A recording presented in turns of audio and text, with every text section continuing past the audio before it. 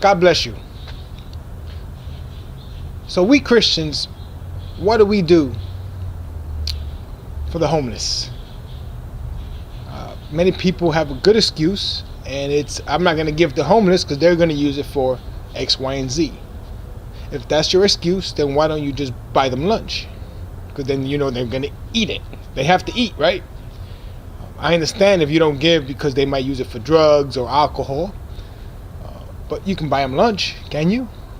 Or you might go ahead and say, well, if I'm feeding them on the streets, then they're not going to go to their maybe a shelter, maybe a place where the city provides a service, and then they'll remain on the streets, and that's understandable.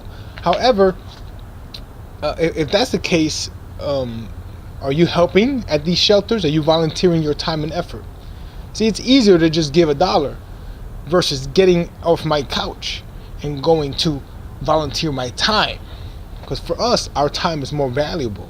Or we might say we don't have time. That's a good excuse. We all have 24 hours, but we always have the excuse that we don't have time. And you know what? You have time to go to church, then you have time to skip at least 1 week in a month and go help. So now I just made time for you. So what do? Do you give to these people or not?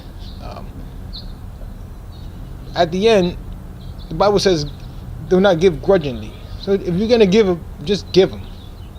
If you're going to give these people and knowing they're going to buy alcohol, maybe not. Not all of them are like that. That's a stereotype many of us have. But we assume that when the Bible says, don't give grudgingly, that means to the church.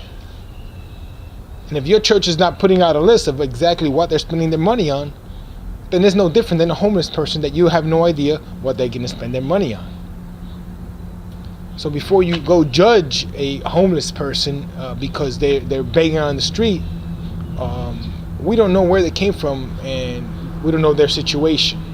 Some did drugs, and some did bad things to people, I'm sure, but we don't know. Now, if you're going to give, then, man, you give to every single homeless person? Of course you can't. So it's up to you. Don't feel guilty if you do. Don't feel guilty if you don't. Just find what works for you. Just don't use that lame excuse. They're going to use it for who knows what, and then you're not even helping at all.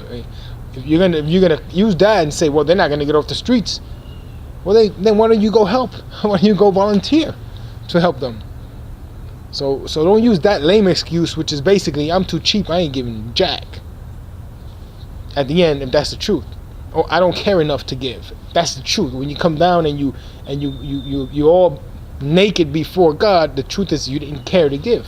Simple. And it's okay to say that. If you don't care, you don't care. But learn to care. You have to learn to care. You might not care about them, and you might care about other things. That's all right. But when it comes to the homeless, give what you can when you can. If you can't, then you can't. But don't be the person who says, I'm not going to give to the homeless. Who knows what they're going to spend the money on? And then you go to eat with your whole family at a buffet. You fill up your plate full of food, and then you throw that out, and you go get another plate. That's ludicrous. That's pathetic of you if you do that. I'm not going to give to him. Who knows what you're going to do?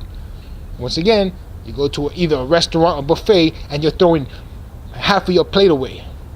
That is sad. So don't be that person either, because that's even worse than not giving. That's even worse. If you give cheerfully. Give freely. But give of your time, of your hard work and your sweat, or give of your finances. Whatever you can, give. If you can't give to them, give to an organization that helps the homeless. Okay? An organization that helps. There are so many organizations that help the homeless. But just give.